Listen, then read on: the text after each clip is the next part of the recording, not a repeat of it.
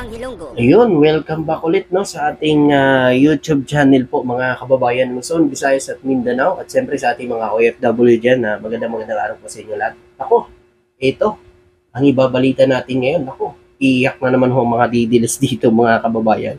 Dahil simula po na ginawa ho ni Sara ang mga paninira sa gobyerno sa ating Pangulong Bongbong Marcos ay patuloy na ang pagbagsak ng trust rating kay Vice President Sara Duterte, mga kababayan. At si PBBM naman, patuloy na tumataas ang trust rating ng ating Pangulong Bongbong Marcos. Ibig sabihin nito, mga kababayan, marami sa mga Pilipino gusto ang pamamalakad ng ating Pangulong Bongbong Marcos, mga kababayan. So siguro iba dyan, yung mga DDS, nagkambyo na. Kasi nakikita nila na wala naman pala talaga nagagawa ang kanilang sinusuportahan. At ngayon, nakikita naman natin, mga kababayan. Oh, ngayon, tingnan nyo naman. Diba? Si BBM lang ang gumagawa na nakikita natin. Diba? Yung BP natin, wala. Oh, naggalit pa siya nung tinanggal siya sa National Security Council. Mga kababayan, dapat lang tanggalin ka dun. Wala ka naman ginagawa. Wala ka naman suggestion, lalo na kapag may nangyayari sa bansa. Tulad na nangyayari po dun sa West Philippine Sea. Wala kang salita. Okay pa nga si BP Leni Robredo, kahit ganun ang ginagawa ko ni Duterte sa kanya, iniipit siya. Talagang ginaano si BP Leni, pero ginagawa niya pa rin ang tungkulin niya na maglingkod sa taong bayan. Kahit anong paninira na ginagawa ni PRRD kay BP Leni, pero ginagawa niya pa rin ang trabaho niya, mga kababayan. So yan, tingnan nyo, dahil yan sa sipag at talagang determinasyon ng Pangulo natin, kaya marami sa mga Pilipino natin ay nagtitiwala, no? Kaya tumaas ang trust rating ng ating Pangulong Bongbong Marcos. No? Trust rating 61.1%, mga kababayan, samantala si BP Sara po ay 54.4%, mga kababayan. So, siya lang ang bukod tangi po, mga kababayan, ang nagkulay pula dyan, mga kababayan. Ibig sabihin yan, bumagsak ang trust rating ng ating Vice President po, mga kababayan. So, si Senate President Chis Escudero, saka si House Speaker Martin Romualdez, ayan, tingnan nyo, mataas pa rin ang kanilang trust rating, mga kababayan. Ako, sabihin na naman ng didilis, fake news na naman yan. No? Kasi alam nyo, kaya nasasabi nila yan, madalas kasi lagi silang napapanood ng fake news na ginagawa ko ng mga sinusuportahan nila, ng mga vlogger, no? Kaya lagi sila napi-fake news, 'di ba? Kasi sabi ko nga sa kanila, huwag kayo lagi manood lang ng fake news para hindi kayo napi-fake news. Tulad niyan, nanonood sila sa mga DDS vlogger, 'di ba? Na ang alam lang siraan si PBBM. Kaya tuloy napi-fake news sila. Tulad na lang itong January 13, 'di ba? Inangkin nila yung rally ng INC. Kanila daw 'yon, mga kababayan. At hindi lang 'yan. Noong January 13, yung peace rally ng INC na sinasabi ng mga didiles, na sinasabi nila nitong taon na lang daw si PBBM, sinabi din yun ni Maharlika, sinabi din yun ni Harry Roque, na nitong taon na lang daw, nararamdaman niya na mukhang ngayon taon na lang daw si PBBM, mga kababayan, sa kanyang posisyon o bilang presidente dito ng bansa. Yun pala, mga kababayan, ang kanila palang inaasahan ay ang rally ng INC. Marami talaga, mga kababayan. Napakarami pong INC, mga kababayan. Pero yung 1.5 million ang dumalo po sa Quirino Grandstand. Pero hindi po yun lahat ay INC. Kasi ako, nandun din ako, Katoliko po ako. May mga Katoliko din po doon nakasama, mga kababayan. Hindi lang po INC. No? Marami din sa mga kabayan natin Katoliko kasi ang panawagan ng INC, Peace Rally, mga kababayan.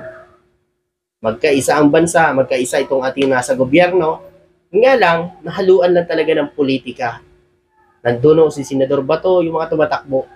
Marcoleta, Robin Padilla, ito, Bongo. So, nandoon sila mga kababayan. So, hindi na face rally yun, kundi namulitika na yun. Pamumulitika na yun, mga kababayan. Tapos, yung mga binanggit pa, no, yung speech pa ni Marcoleta, so, hindi face rally po.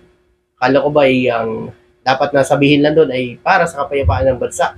Hindi na magsasalita pa na kung ano-ano. So, hindi peace rally yun, mga kababayan. Tulad na lang ang mga pinagsasabi ni Marcoleta. So, hindi talaga peace rally yun, mga kababayan. Kundi paninira at pangangampanya na ang ginawa niya. No? So, sa mga taga-INC naman, hindi naman ho lahat ng mga taga-INC ay talagang pabor sa nangyari. Iba, nagtampo at nagalit. Bakit ganun ang nangyari? Bakit may mga politiko na dumating at bakit may mga ganung pananalita, no? So merong mga kabayan nating mga INC na galit. So ganun talaga, mga kababayan. At yun na nga, no, ang banta nila sa ating pangulo ng nitong January 13 sana, no? Sabi nila may bago na silang presidente. O wala nangyari. So ano naman kaya ang gagawin ng mga didiles? Cambio na naman. Baka by March na naman, sasabihin na naman nila. Hanggang March na naman si PBBM. Diba? Luma na yan. Kaya sa mga didilis po na sumusuporta sa kanilang mga sinusuportahan, mag-isip po kayo. Ha? Isipin nyo na maigi. Niluloko na lang ho kayo ng mga sinusuportahan ninyong mga vlogger. Inuuto na lang kayo. Alam nyo ba, pinagtatawanan kayo niyan after nila mag-vlog? Kasi inuuto nila kayo. Diba? Nauuto kayo nila. Ha? Kaya please lang, alamin nyo yung totoo. No? Huwag lang ho kayong aasa lang dyan.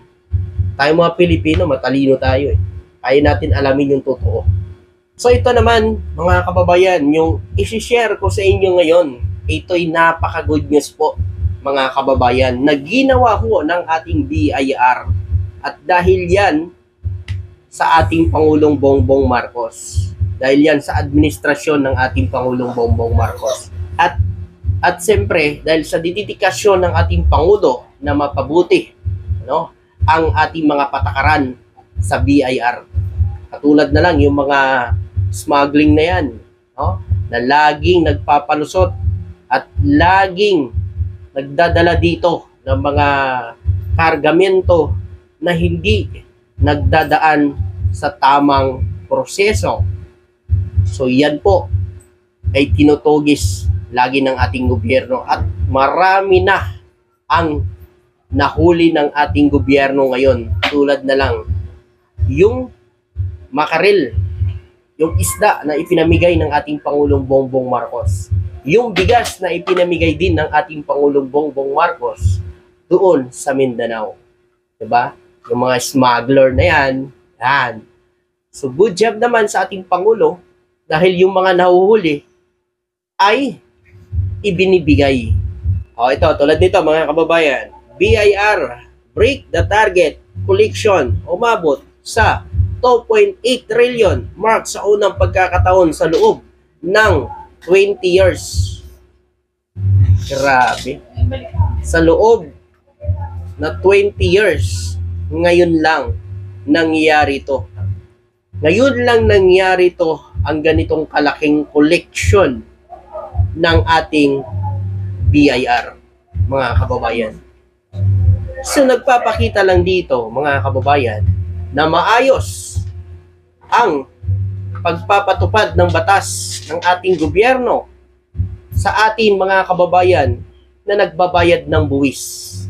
At maayos din ang pagbayad ng buwis ng ating mga kababayan. Diba?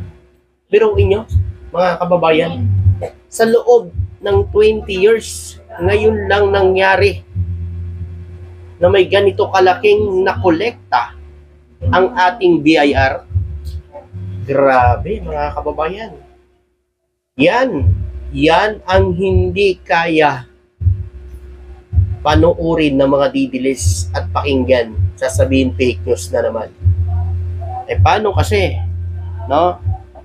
Yung past administration, wala naman kasi tayong nakita mga ganyan achievement ng bansa, kundi puro COVID, utang, 'di ba? Ano naman ang nangyari nung past administration na sinasabi nilang weak leader si PBBM? Biruin nyo, ha? Kung weak leader si PBBM, mangyayari ba yan? Yung revenue ng Pilipinas, umabot sa 4.423 trillion ang kinita ng Pilipinas sa mga investment at sa ating mga turista na pumunta dito sa bansa. Ganyan ang ating Pangulong Bongbong Marcos, mga kababayan. Diba? Napakaganda ng kanyang pamamalakad dito sa bansa. Yun lang ho ang hindi ko nakikita ng mga didilis, mga kababayan.